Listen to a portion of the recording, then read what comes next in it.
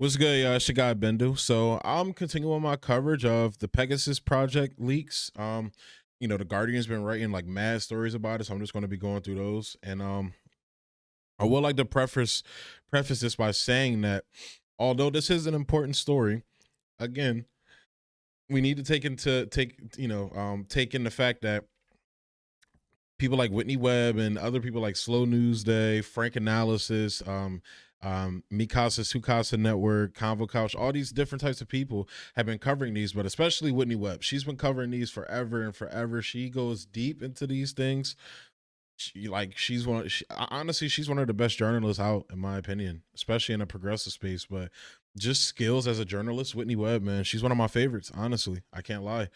And the reason why that is because she goes deep into these things and exposes a lot of things that people don't want to cover. They're afraid to cover, so they label her as like a kook, or they just stay away from her. Even people like, look, I'm gonna be real, Jimmy, you need to have her on, man. You talk about censorship, you talk about corrupt governmental powers and authoritarian governments, but you should be talking to Whitney Webb every day. So I don't know why he won't have her on to talk about this, especially, but hey, maybe he might have her on next week. I don't know. I'm not here to shit on Jimmy Dore. You already know I'm a huge fan of Jimmy, but people need to be talking to her. I see Jordan Sheraton sitting here talking a lot. People don't cover the real news. No, people not covering the bullshit electoral politics that you keep covering, which fine, you can cover that because Jordan does other great work in terms of like Flint, covering the actual economic destruction that's being wrought on Americans, especially his work in Philly. I really appreciate that. I was born in Philly. I'm from Philly, so I definitely appreciate him covering that. But you should be talking about Whitney Webb's work too. I'm pretty sure Jordan would be one of those people that would label her as like a kook or whatever, like a conspiracy theorist peddler, a QAnoner, all of that shit. Where like they're poke holes in her work if that's the case, which you can't. You can't. She's speaking facts. So Jordan Sheridan, status quo. Jimmy, Graham already has her on. Graham has her on consistently. So y'all, but those, the two guys I talked about, Jimmy and Jordan, y'all need to have her on and be talking about what she's talking about. Cause she's been on this. She was on this way before the Guardian was. So y'all need to get on this. But just to get, to end my rant against those guys, I'm going to be going into this Jamal Khashoggi connection. So like I said, as you know, the Pegasus project revealed leak uncovers global abuse of cyber surveillance weapon. Spyware sold to authoritarian regimes used to target activists, politicians, and journalists, data suggest. And this was written by this article was by Guardian writers. You see their names down there. But this is in conjunction with like 16 other media bodies and coordinated by like this network, this organization called Forbidden France or Forbidden Journalism, something like that. I forget what it was, but Amnesty International's involved, PBS was involved as well. I'm actually going to be playing a video from PBS in this piece. So it's like 16 media organizations, but I'm willing to wager that none of them got in contact with Whitney Webb. So continuing. So I wanted to pull this in first because I thought this was interesting. So the phone number of a freelance Mexican reporter, Cecilio Pineda Berto, was found in the list, apparently of interest to a Mexican client in the weeks leading up to his murder, when his killers were able to locate him at a car wash. His phone has never been found, so no forensic analysis has been able to establish whether it was infected. I'm willing to wager any amount of money that it was infected. NSO said that even if Pineda's phone had been targeted, it did not mean data collected from his phone contributed in any way to his death, stressing governments could have discovered his location by other means. He was among at least 25 Mexican journalists apparently selected as candidates for surveillance over a 2-year period. So you're going to tell me this guy, whatever he was covering, I don't know exactly what he was covering, but I'm willing to also, I will be confident in saying he was probably covering, a lot of the governmental corruption in Mexico, as long as the influence of the cartels in Mexico upon the government. But I'm willing to bet he was covering something along those lines. But in this article, they talk about how these Pegasus, the spyware is able to track people's locations in real time with pinpoint accuracy. So I don't believe that. And what we also know is the leaked data and forensic analyses also suggest NSO spy tool was used by Saudi Arabia and its close ally, the UAE, to target the phones of close associates of the murdered Washington Post journalist Jamal Khashoggi in the months after his death. The Turkish prosecutor investigating his death was also a candidate for targeting, the data leaks suggest. So again, these people, man, they sit here and pretend, especially the Israeli government, it couldn't have been us. The Israeli government uses this shit to target BDS activists. I'm going to be covering that as well. When Whitney Webb goes into that, but so it's like it's insane to sit here and pretend like they're not using it. And the reason, so we definitely know for a fact that that Jamal Khashoggi's wife was targeted because they did a test of her phone. So here, I'm going to go ahead and play that video for you right now. A consortium of news outlets from around the world, including Frontline, have been investigating the use of the spyware called Pegasus and the Israeli company NSO Group that sells it to foreign governments. The government can see anything on the phone, including pictures, contacts, listening into calls. As part of the investigation into Pegasus, Washington Post reporter Dana Priest traveled to Istanbul. Working with the journalism nonprofit Forbidden Stories, the reporters were given access to 50,000 phone numbers concentrated in countries known to be NSO clients. They included journalists, politicians, human rights activists, and Jamal Khashoggi's fiancée, Hatice Cengiz. Dana Priest and a producer working for Frontline and Forbidden Stories met with Hatice to verify if her phone had in fact been hacked. What I'm doing is basically a backup, and based on this backup we will look if there is any trace of infection, past or current. What we're looking for is traces of a software called Pegasus. I remember the first days after the murder, a lot of times they try to hack my email. And then Gmail was sending to me emails that time. Someone tried to open your account or something like that. The simple ones are like that message. The really sophisticated ones, they don't need a message. They don't need you to do anything. Really? Yeah.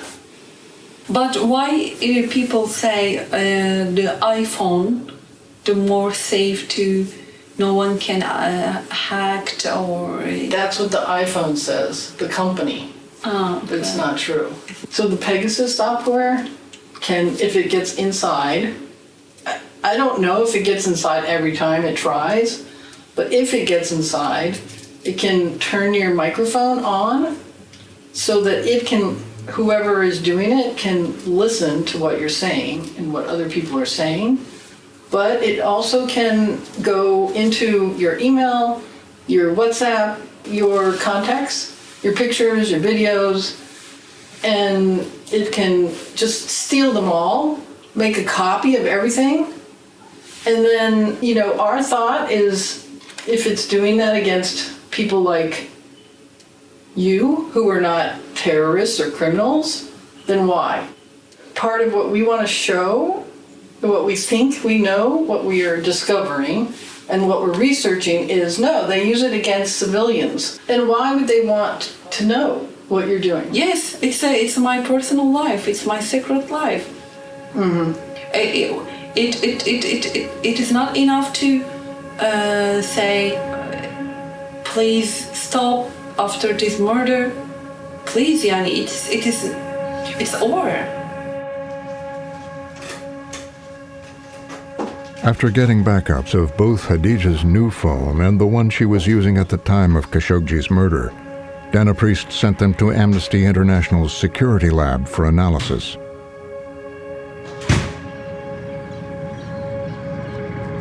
A few hours later, while on the way back to the airport, she received a call with the results.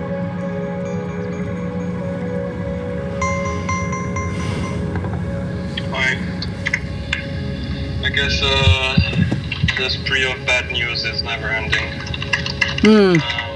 So I checked both the uploads.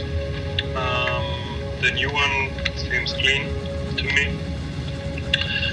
The old one, however, has some traces that's inconsistent with what we've seen. Oh. So on the 6th of October of 2018 seems to have been a first compromise, which was followed by some additional traces on the 9th and then on the 12th, which is obviously, as you know, pretty timely within the context, obviously. Yeah. Wow. She's already been infected, so it's already happened. Yeah. So it's great that you're finding it. Yeah, I don't. Yeah, man. So as you can see there, it's fucking crazy. So she's already dealing with the fact that the fucking Saudi Arabian government like basically whacked her fucking husband for speaking out against them and their fuckery. But like, now they're actively spying on her. I mean, I would say to make sure she's not going to retaliate or to see what she knows, what she doesn't know, blah, blah, blah, this, that, and so forth. But even in that, she like, and this is what people need to understand. These projects are not for, security. It is like in terms, it is to target, terrorists and criminals and shit. Cause terrorists and criminals usually are people that, I guess would threaten the government. Like, but really that would low level criminals really threaten that. But it's mostly used for people who are going to dissent and challenge the power of people in charge. That's always what it boils down to, especially when it comes to power. Power, and in many aspects, is much like capitalism. Like it's there to knock off its competition, to be the dominant power. That's what power is. So, and then she goes on to talk about how, well, Apple says, these phones are safe, they're unhackable.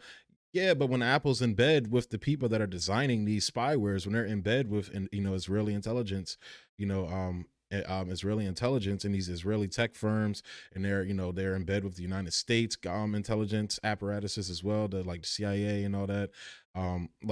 This is what's going to happen. Like they're literally like they're not going to protect you from the people they're getting money from to dime you out to them, to sell you out to them.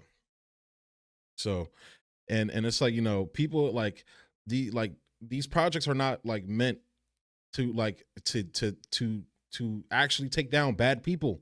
It's meant to take down people that are challenging the government's power, like I said.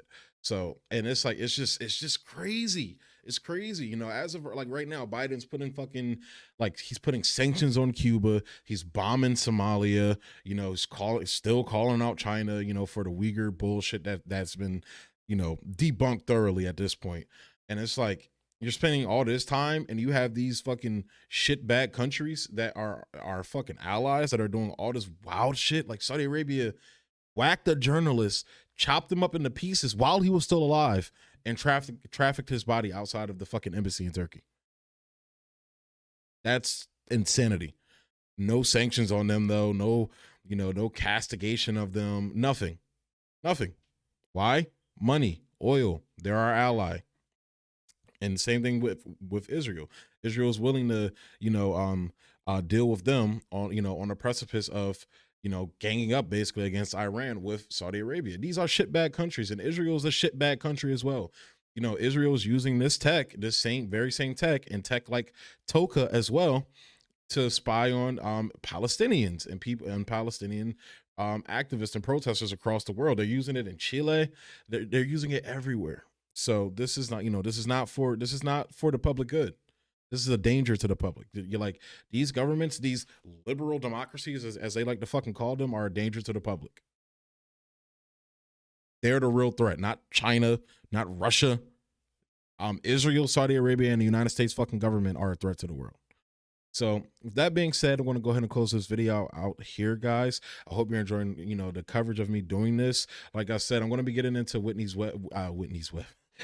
Webb's article. Whitney Webb's is whatever, what I'm getting tongue tied. Whitney Webb's article about Toka and about this whole, Pegasus, Project Pegasus thing going on now, and how she like I said, she's been calling this out for months. So I'm going to be getting into that article next, though, because I feel like we need, now that we know what Project Pegasus is, we need to move beyond Pegasus and look at projects like Toka that Whitney Webb is pointing out that is infinitely worse than Pegasus. But, you know, I don't think I'm going to see, you know, Kyle Kalinske covered the Pegasus leak because it's in The Guardian. But how about now that Whitney Webb has been vindicated with this, which she doesn't need vindication because she's speaking facts, like you guys should just be looking at the facts and basis of our work. But no, you're looking at how, you know, your little progressive liberal bubble views her and how the establishment views her, and you're moving accordingly. That's what people, especially people like Kyle Kalinske, is doing. So but definitely stay tuned for that, and stay tuned for more coverage of this. And yeah, thanks for tuning in, guys.